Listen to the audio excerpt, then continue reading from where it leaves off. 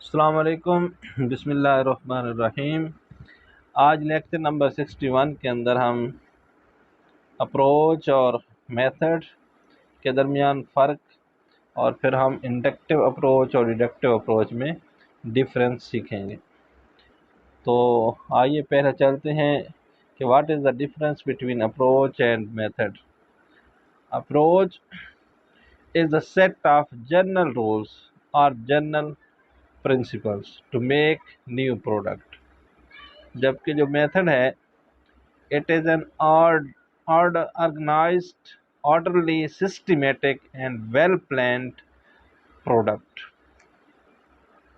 अब हम inductive approach और डिडक्टिव अप्रोच के दरमियान फ़र्क सीखेंगे।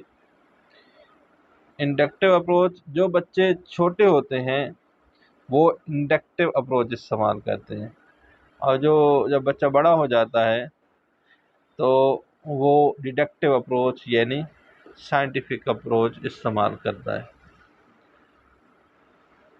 जो इंडक्टिव अप्रोच है वो स्पेसिफिक टू जर्नल होती है, जबकि जो डिडक्टिव अप्रोच है वो जर्नल टू स्पेसिफिक होती है। तीसरा फ़र्क है, inductive approach concrete to abstract होती है और जो डिडक्टिव अप्रोच है वो एब्स्ट्रैक्ट टू कंक्रीट होती है। ये फ़र्क मैंने पहले आपको समझाया हुआ है कि what is concrete and what is abstract. मेरे पिछले लेक्चर्स में मैंने ये 3-4 लेक्चर्स में इसका कंसेप्ट दिया है। कंक्रीट वो ऑब्जेक्ट्स होती हैं जो नज़र आती हैं, और एब्स्ट्रैक्ट वो होती हैं, ऐसी चीज़ें होती हैं जो नज़र नहीं आती।